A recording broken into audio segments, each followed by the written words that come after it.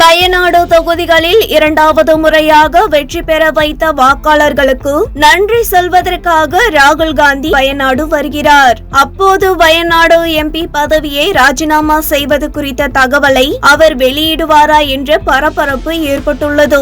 India முழுவதும் பரபரப்பாக நடந்து முடிந்த நாடாளுமன்ற தேர்தலில் ராகுல் காந்தி ரேபரேலி மற்றும் வயநாடு ஆகிய தொகுதிகளில் போட்டியிட்டு இரு தொகுதிகளிலும் அபார வெற்றி பெற்றார். வயநாட்டில் 3.64 லட்சத்திற்கு அதிகமான வாக்குகள் வித்தியாசத்தில் அவர் இந்திய கம்யூனிஸ்ட் வேட்பாளர் ஆனி ராஜாவை தோற்கடித்தார். இரு தொகுதிகளில் வெற்றி பெற்றுள்ளதால் இதில் ஏதாவது ஒரு தொகுதியை ராகுல் காந்தி ராஜினாமா செய்ய வேண்டும். இந்த வார இறுதிக்குள் இது தொடர்பான முடிவை நாடாளுமன்ற சபாநாயகரிடம் தெரிவிக்க அவர் தீர்மானித்துள்ளார். எந்த தொகுதி எம்பி பதவியை ராகுல் காந்தி ராஜினாமா செய்ய போகிறார் என்ற விவரம் இதுவரை வெளியிடப்படவில்லை. உத்தரப்பிரதேசத்தில் தற்போது காங்கிரசுக்கு சாதகமான சூழ்நிலை நிலவுவதால் ரெபரேலி தொகுதியை அவர் தக்க வைப்பார் என்று கூறப்படுகிறது. காங்கிரஸ் மேலிடமும் இதையேதான் விரும்புகிறது. இதனால் ராகுல் காந்தி வயநாடு தொகுதி எம்பி பதவியை ராஜினாமா செய்யலாம் என்று கூறப்படுகிறது.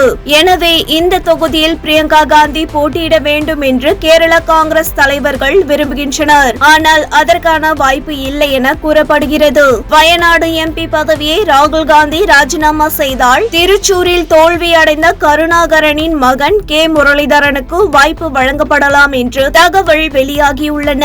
இந்நிலையில் வயநாடு தொகுதி மக்களுக்கு நன்றி தெரிவிப்பதற்காக ராகுல் காந்தி கேரளாவுக்கு வருகிறார். மலப்புரத்திலும் வயநாடு மாவட்ட கல்பேட்டாவிலும் அவர் வாக்காளர்களை சந்திக்கிறார். வாக்காளர்களை சந்திக்க வரும்போது ராகுல் காந்தி என்ன கூறுவார் என்ற பரபரப்பு ஏற்பட்டுள்ளது. ராகுல் காந்தியை வரவேற்பதற்காக வயநாடு மற்றும் மலப்புரத்தில் சிறப்பு ஏற்பாடுகள் செய்யப்பட்டு வருகின்றன.